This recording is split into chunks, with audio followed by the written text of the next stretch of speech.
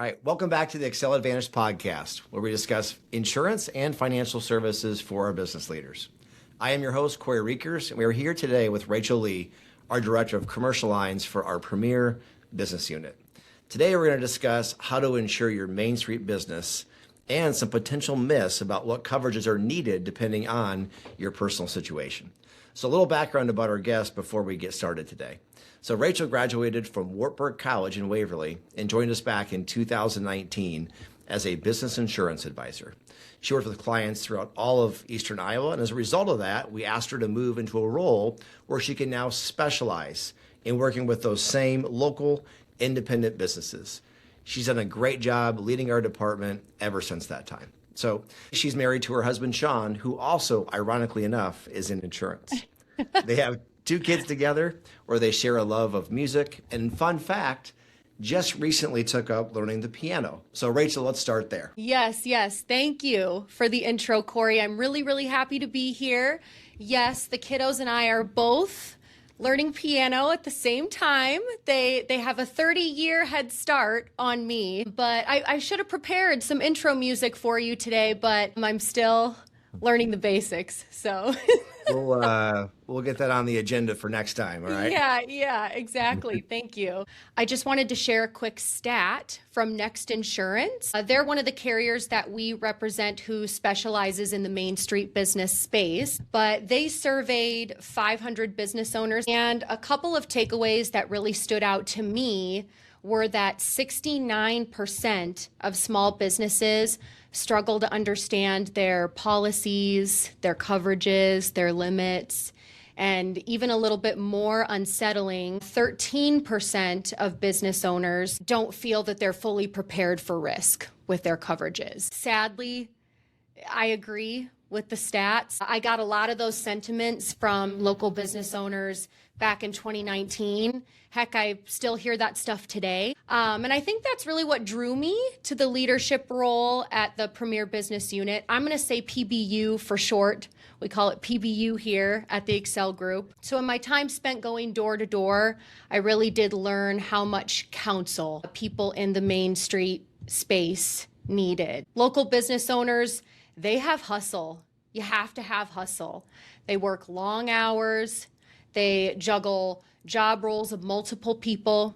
So they really don't have a lot of time or energy to become insurance experts. I'm also the daughter of independent business owners. My dad, he's a contractor. He can do anything, but he mostly frames and roofs.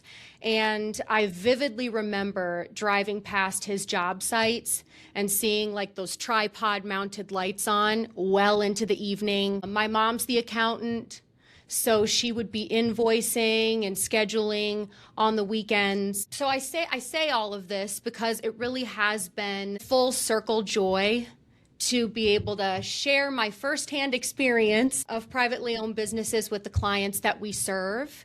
And also, in a way, it's like paying tribute to my parents' hard work by helping advise other people who've chosen the entrepreneurial path. Rachel, thank you for sharing that with us. Obviously, paying tribute to your parents with all their hard work and dedication to their trade and pretty much everything you've done since that moment. So what are some things you do to kind of help our business owners that are managing the insurance process? They obviously, like you shared earlier, have a ton on their minds and their plates are absolutely full, whether they're managing employees, performing the actual work themselves, not to mention, no one ever talks about this, but the accounting, the marketing, HR, everything else that comes with having your own business. Yep, you got it exactly right. In short, they just juggle a lot day to day, and learning business insurance probably isn't very high on their to-do list, but really a basic knowledge of what coverage they have, what coverage they need. That part is important. And so that's why I'm here to help with that a little bit today. So in today's episode, we are going to be debunking some common misconceptions that Main Street business owners may have about insurance. So the goal here is to make sure that business owners like my parents feel safe, confident, and protected. Awesome. So the misconceptions you're talking about, are they industry specific or do they apply to pretty much all small business owners that you work with? Yep. So they can really apply to any industry, but there are some that I'm going to talk about that certain industries do want to pay a little bit closer attention to. So once we get to those, I'll be sure to call out the specific industry that needs to listen up. So the first one is, I don't need general liability insurance because I run my business from my home. So let's get started there, Rachel.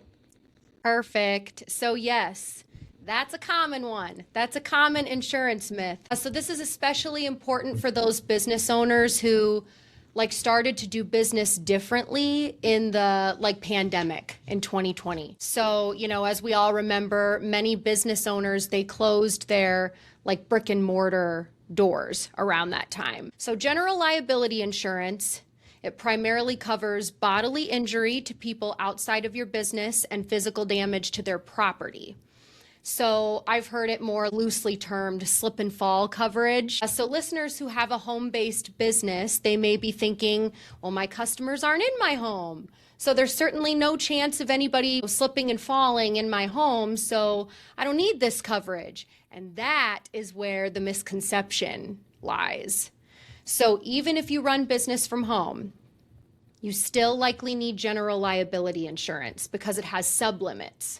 So I'm only going to talk about a couple of them today, but products and completed operations, personal and advertising injury. So those sublimits, they are maximum amounts for certain types of losses within the general liability policy's total limit. I'll give you an example. So we insure a carpenter, like my dad.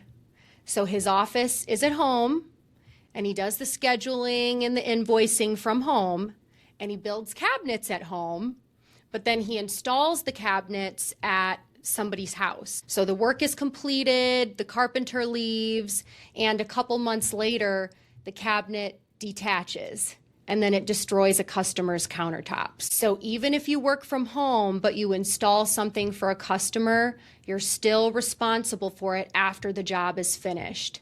So products and completed operations, PCO. So PCO coverage, it protects you if your work causes damage or injury later. So in this case, it actually caused physical damage to that customer's countertop because those countertop, they collapsed and hit there, and it could have been quartz. It could have been something where it's damaged, and now your general liability policy is going to kick in and pay for that damage, correct? You got it. Yes. What about someone who does virtual work? So does products and completed operations, does that apply to them too? Good question. So in virtual work, PCO probably doesn't feel as intuitive because purely virtual businesses may not need it. PCO, again, that applies, like the example we just talked about, when your work results in a physical product that later causes bodily injury or property damage. But a general liability sublimit that can apply for a virtual-based business is called personal and advertising injury. So this protects a business if it's accused of hurting someone's reputation or privacy because of something it says or publishes. So if you're a digital marketer and you're accused of copying another company's slogan or ad concept, this liability can protect you. So truly, working from home doesn't eliminate all of your liability risks. It just kind of changes the landscape of the types of exposures that you might face. So GL is still a necessary coverage for all business owners. Yeah, that makes sense. Obviously, GL or general liability is something that we can agree, we can debunk this myth every business owner should have. So regardless of where you are, where your work is being performed. Now, you're probably wondering, well, what does that cost? Well, it can be a number of ways. It could be off of gross sales, employee payroll, square footage of your facility, if you have a facility. So there's a number of factors that go into that. So we won't get into that today, but we're going to move on to myth number 2. So myth number 2 is I don't need cyber liability insurance because my third-party vendor takes care of all my credit card and payment information. Yes. Calling all small business owners. Everybody needs to know this one. So anybody who has an online presence or uses a third-party payment processor, they can be a hacking target. So a specific industry call out for this one would be retail. So grocery stores, boutiques. Hackers, they're unfortunately becoming increasingly sophisticated at what they do. They attack to gain what's called customer PII, or personal identifiable information, and other private proprietary information through things like malware, phishing, ransomware.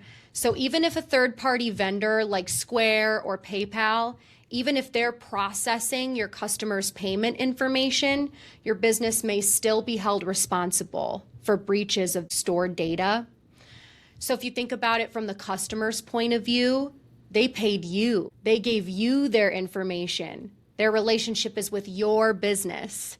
So when something goes wrong, they're not thinking about the third-party payment processor. You as the business owner are the first target. Even if that breach happens somewhere else, legally and contractually, you are the data owner because you chose the processor. PayPal is thought of as more of the data handler. Yeah, I think that's where people get some of that stuff mixed up. Yes.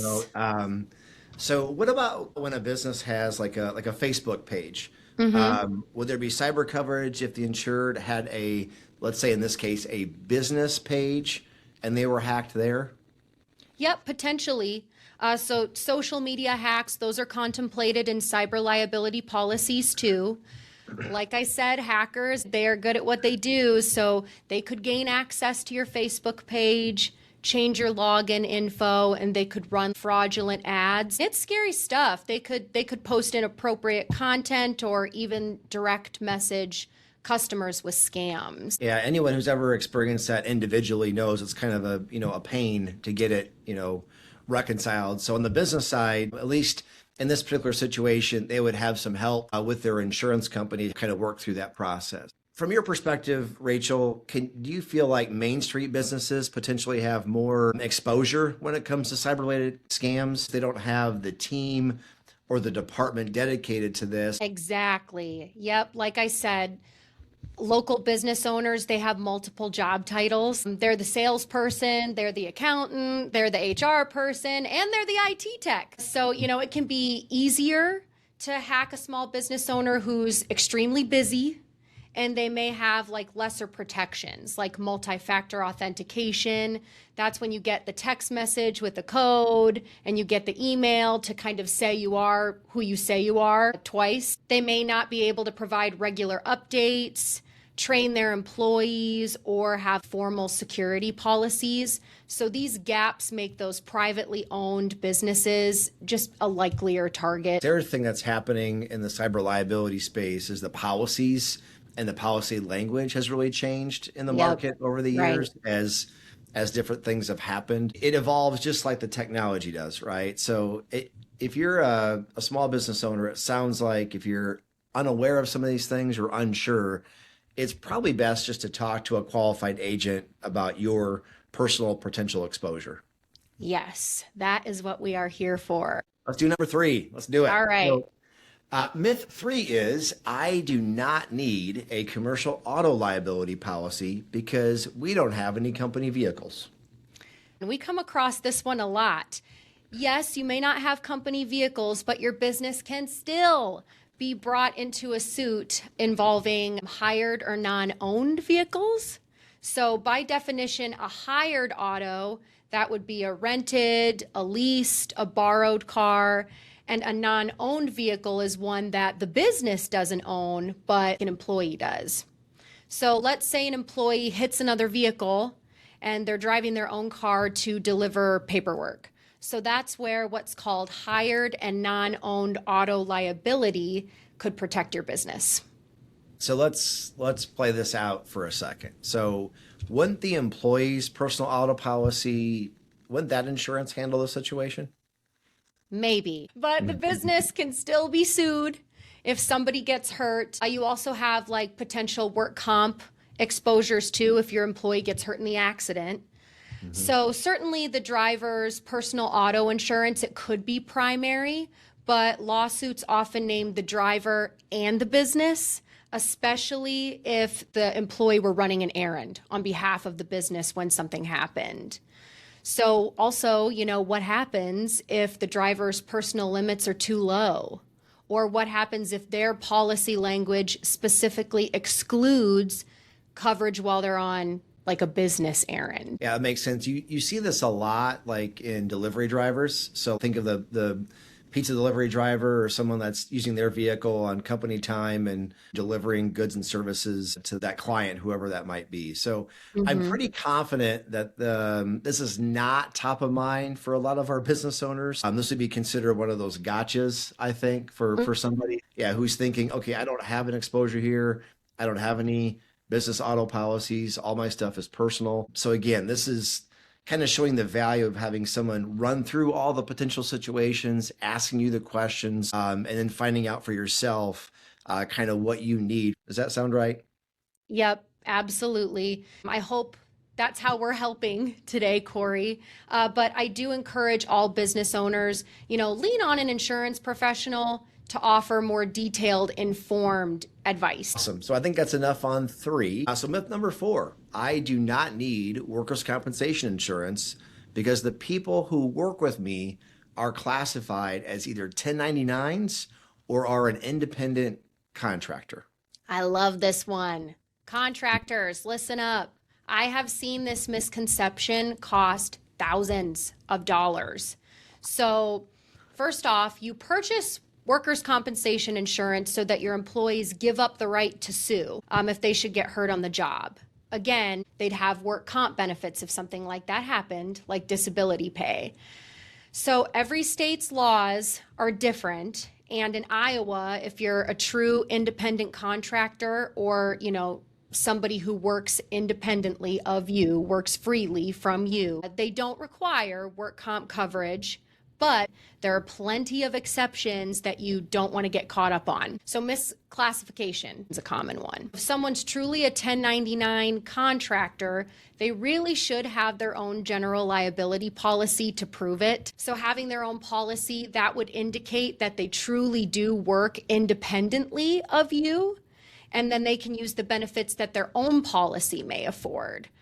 They should also list you as what's called an additional insured on their policy. So doing this helps ensure that their policy defends you if you're named in a lawsuit, but they actually caused the bodily injury or the property damage. So if you are labeling someone as an independent contractor when they should legally be an employee who's on your payroll, that can lead to really costly fines, penalties, and sometimes even legal issues. So a cheat sheet, I guess. Here's a way to determine whether someone should be on your work comp policy. You should really ask yourself, do they work for only me?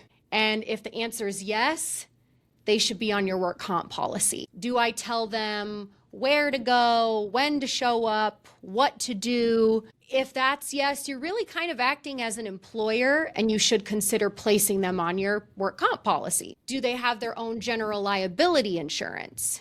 Now, if the answer is no, then it really can't be proven as far as an insurance auditor is concerned that they work on their own too. So let's just take this through an example, right? So what happens if you don't insure someone on your workers' compensation and the auditor determines they don't have their own general liability or work comp policy, and they are found to be acting in the capacity really of basically just working for you. You're giving them the direction. You may even be giving them the tools to work with. They're basically acting as if an employee of your firm. What in short happens there? Yep. So they're classified as an employee and your business could be charged retroactively. So once your policy term is over, the auditor will ask what your actual payrolls for the year were, and then they compare the actuals versus the estimated payroll. So you pay for estimated payroll, what you think you're going to pay your employees over the course of the policy term. Then the policy ends and the auditor says, okay, what are your actuals? And again, they compare the actual versus the estimated. Your work comp premiums based upon what you think you're going to pay in payroll. So if the auditor finds that someone is not covered on your work comp, but they really should be, they're going to add the wages to your audited payroll. And if the actual payrolls far outweigh what the estimated was, you could receive a surprise audit bill, a premium bill. And that bill is due immediately. It is not spread out over the course of time. So since contractors have such a risky job, the cost per $100 of payroll is higher. So it's really important to determine someone's status up front. Are they an employee or are they a 1099 independent contractor? So ask for that proof of general liability coverage. We have dealt with this scenario so much in our department over the years. You know, the general contractor doesn't make the ask, and then they end up with $5,000 audit bill on top of the premium that they already paid for their policy term. So it gets really tough. Yeah, this is one that is hard, especially on the contracting side of business. And a lot of folks will come back and say, well, that's not fair. They're retro billing me for something that I didn't use. Well, right. You technically did. And, this sounds like a very complex issue, Rachel, but really it isn't if they simply ask for a certificate of insurance or proof of coverage for the people doing work on their behalf. Is that correct? Absolutely. That is a great place to start. Super easy. Before you allow somebody on your job site to work, just make the ask. If they don't have liability insurance, but they do work on their own, just tell them they can't perform the work until they get the insurance in place and add you as an additional insured on their policy. And if they do have insurance, great. Now they just need to add you as an additional insured on their policy. So all of these asks, they are so common in the contractor space. So, nobody would be put off by being asked those questions or to provide those proofs of coverage. And you deal with this pretty much on a daily basis. Those that aren't used to this, they sometimes just don't know what to do. And so thank you for walking through that part. So are we ready to move to number 5? Don't need professional liability insurance because I already have a general liability policy. So why do I need that? Yep. So if you had to go to school or gain a certification to offer expertise or judgment, specialized services, you may need that professional liability too. So in short, we're going to backtrack a bit. General liability is designed to cover physical harm. That's back to that slip and fall coverage. But professional liability, that's loosely termed like errors and omissions insurance or malpractice insurance. That's about the mistakes in the counsel or the specialized services that you offer.